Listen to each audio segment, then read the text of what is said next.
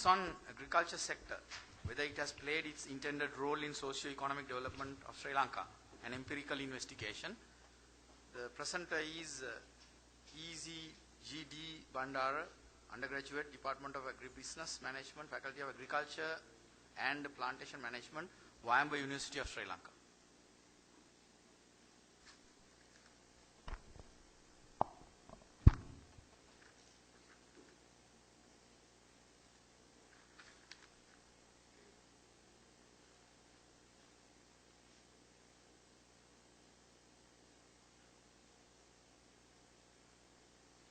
Good evening, all of you.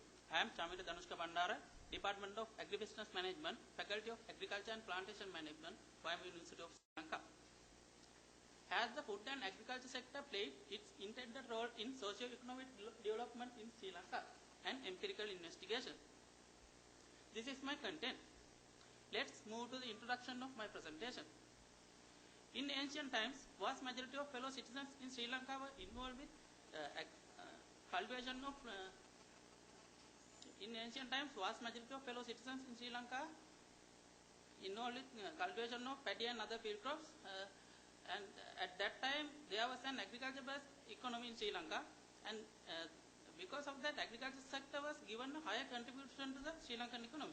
But today, industrial sector plays the major role in Sri Lankan economy. Number of distinct changes to the Sri Lankan economy were occurred during this period, from 1970 to 2010, due to many reasons, such as Western colonial powers governed the country starting from Portuguese, Dutch, and finally British. They introduced export agricultural crops and plantation agricultural crops to the Sri Lanka. And just after the independence in 1948, manufacturing and services sectors have started to grow rapidly than agriculture sector. And finally, the government rule changes in 1977. They introduced open economic policy to Sri Lanka. It helps to expose Sri Lankan economy to the world. The process of the changing of the economy from agriculture-based to industrial-based is called as the structural transformation of the economy. Although the contribution of industrial sector is higher than agriculture sector in the economy of Sri Lanka today, more than 70% of Sri Lankan people still make their livelihood directly or indirectly based on agriculture sector. Therefore, we can't say today Sri Lanka is an industrialized country. My research was focused on past 4 decades from 1970 to 2010. Both GDP and GDP from agriculture sector have increased during this period, but agriculture share in GDP has decreased during this period. Both food crop production, agricultural domestic saving, and agricultural export have increased during this period, but agricultural labor cost has decreased during this period. This is our objectives. First one is to find out whether the agriculture sector of Sri Lanka performed well in past 4 decades with respect to the areas of food security, labor mobility, capital formation, and agricultural trade. And second one is to see the expected behavior of each aspect proposed by mind in the process of structural transformation. Let's move to the methodology of my presentation. Theoretical framework. The hypotheses developed by mind were used as the basis to examine this problem. According to the mind, agriculture share should be decreased, while the contributions of with respect to the other key areas of food security, labor mobility, capital formation, and agricultural trade should be increased. In particularly, countries' agriculture sector should be able to increase the food which are available for domestic consumption, release the labor powers who engage with agriculture sector to other sectors, and increase the supply of domestic savings from agriculture sector, and finally, increase the supply of foreign exchange through agricultural export. Secondary data were used in my research, and these are my data sources. Data analysis. Descriptive and multiple linear regression techniques and fitted line plots were used in the analysis, and distributed lag models were used with the several functional forms to find out best fit in empirical model. Developing variable, GDP from agriculture. Real GDP were calculated by deflating nominal GDP, and it multiplied by agriculture share in GDP to derive this variable. Per capita food crop production. Paddy and other field crops were considered to derive this variable, and expected sign for this variable was plus. Agricultural labor cost as a percentage of total labor cost. The expected sign for this variable was minus. Agricultural domestic saving. Domestic saving ratio multiplied by GDP from agriculture to derive this variable, and expected sign for this variable was plus. Agricultural export. Plantation agricultural crops and export agricultural crops were considered to derive this variable, and expected sign for this variable was plus. This is my empirical model. Let's move to the results and discussion of my presentation. This is the most important part of my presentation. These are some descriptive statistics of my presentation. Agriculture share in GDP. From 1970 to 2010, both GDP and GDP from agriculture have increased. But GDP has increased with an increase in rent, but GDP from agriculture sector has increased with a small positive trend. Although the GDP from agriculture sector has increased with a small positive trend, agriculture share in GDP has decreased from 28.3 to 12.8% from 1970 to 2010. It has happened due to the higher performance of manufacturing and services sectors than agriculture sector. Food security. It means increase the supply of foods which are available for domestic consumption. It has characterized by year-wise fluctuation, and there's a small positive trend occurred with respect to the food security. Labor mobility. There is a small negative trend occurred with respect to the release in labor force who engage with agriculture sector to the other sectors, and has a ratio of total labor force to the as a ratio of agricultural labor force to the total labor force. Capital formation through domestic savings. It has increased from 1970 to 2010 with a small positive trend, and it was around 600 million rupees in 1970, and it was reached up to more than 2,300 million rupees in 2010. Agricultural trade.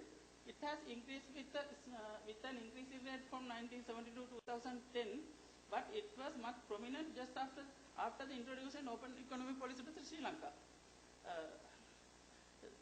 Before that, we can't identify any big significant change in Sri Lankan agricultural trade. Fitted line plots. Fitted line plots were used to find out relationship between agriculture share and other variables separately, and these relationships were used to find out best fit in empirical model. Regression line and 95 confidence interval level were used in the analysis. Agriculture share versus agriculture per capita food crop production. When per capita food crop production increased, agriculture share in GDP has decreased with a small negative trend.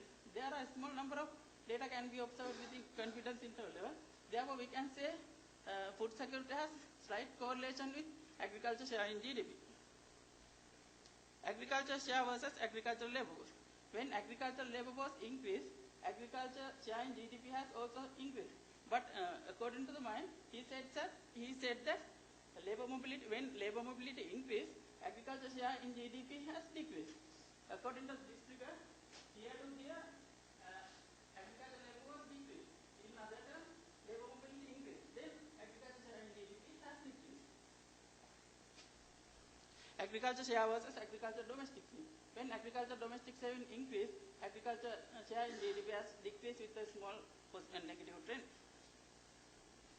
Agriculture share versus agricultural export. When agriculture export increased, agriculture share in GDP has decreased with a small negative trend. There are more number of data can be observed within confidence interval level, and although the agriculture export has increased, it was much not contributed to increase the agriculture share in GDP in Sri Lanka. It has happened due to the higher performance of manufacturing and services sectors than agriculture sector. This is my best fitting empirical model. According to the best fitted empirical model, multiple regression analysis results were observed as adjusted R-square value of 80.5%. Only reciprocal agricultural labor force and its first lag were significant at 0.05 probability level. Let's move to the conclusion of my presentation. Performance of the agriculture sector in Sri Lanka was fairly satisfactory towards the economic development of the country during the past 4 decades. Although the agriculture share to the GDP has decreased, food security was not in an unfavorable situation during the past 4 decades. But the research shows that the agriculture share to the GDP has decreased due to the higher performance of other sectors, such as manufacturing and services sectors, than agriculture sector. This study highlights the importance of safeguarding this particular sector because it acts as the mainstay of livelihood for vast majority of people since it has the potential to stand right with an appropriate agricultural policy and institutional framework. These are my references. Thank you. Well, thank you for that presentation and for the research. Let's open the floor for discussion. Any questions? Any thoughts? Any suggestions?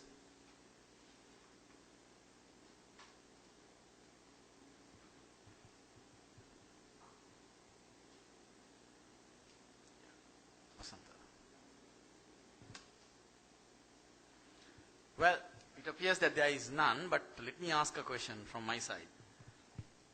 I have seen a few loose ends in your research from an economic research point of view.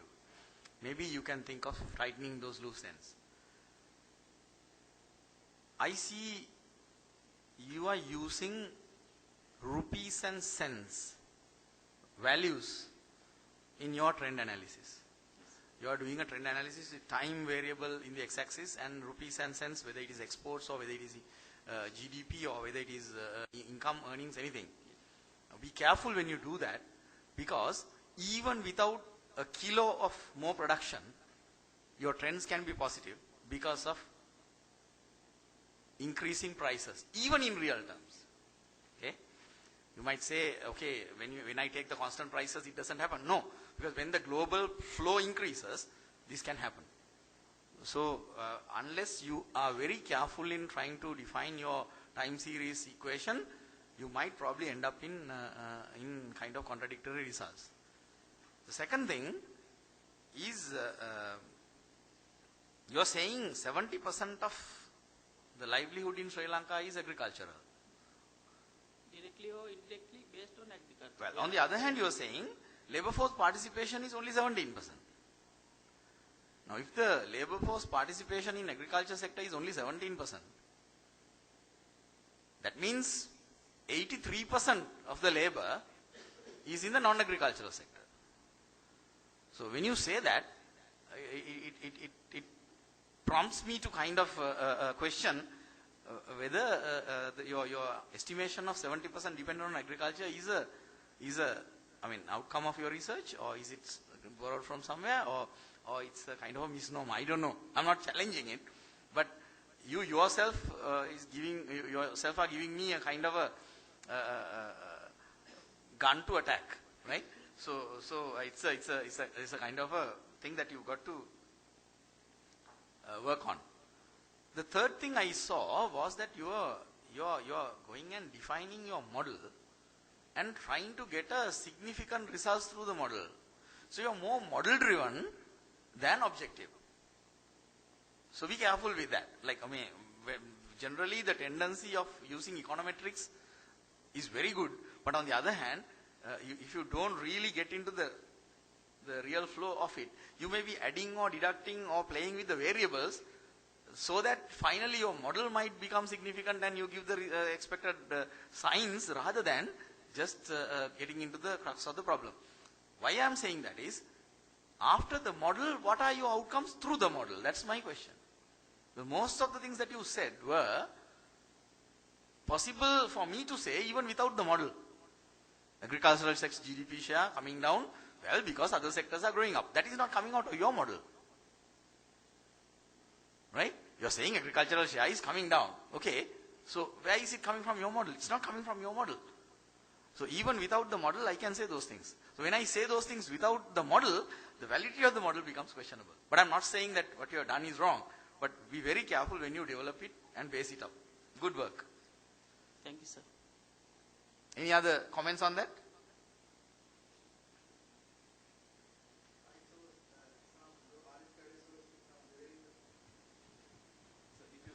If you go back, you can see in some cases, your R square is around 0.29. You will see that in some cases I saw. Yes, better to pay attention to that one also. Sorry, sir. In some, I can't remember that exactly. It is saving or saving and agriculture saving. So then I saw that the R square value for that variable So it is was around 0.29 or something. Vasanta, that is not on the regression. Let me come to his defense there. Because if I followed his model correctly, what he has done on all these different slides are just plots Yes. on the dots and then trying to see the direction. Those are not his regression results. Because all those models that he has done, the time variable has been the dependent variable. So it's basically y is a function of x. X is time always. But his regression model is different. That's where he is putting the dependent variable and independent variables. There the R square is high. Yes, So last here what you are simply doing is to see what direction the things are moving. So you don't expect high R square there. That's normal. Yes.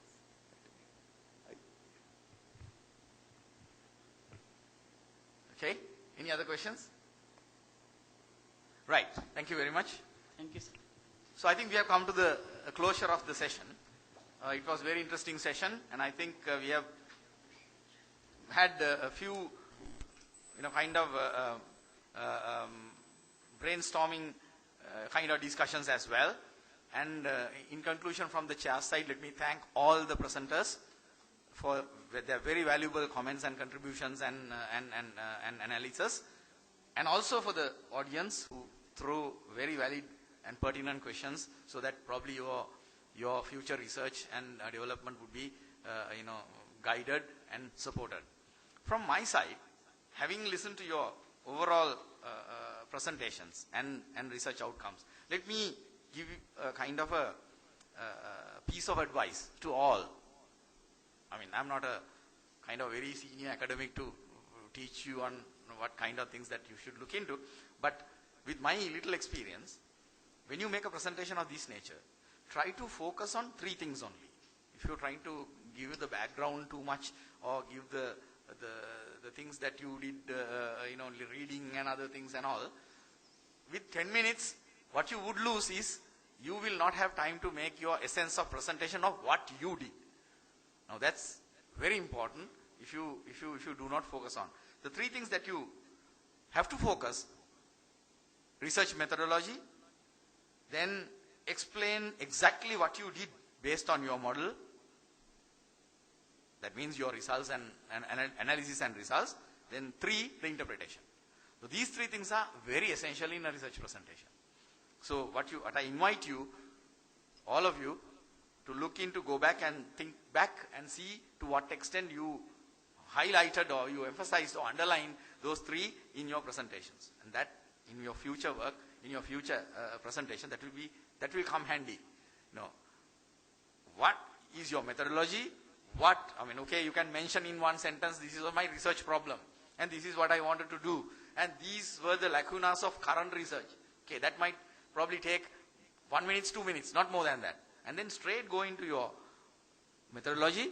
This was my method, and these were the analysis I made through the methodology, not otherwise.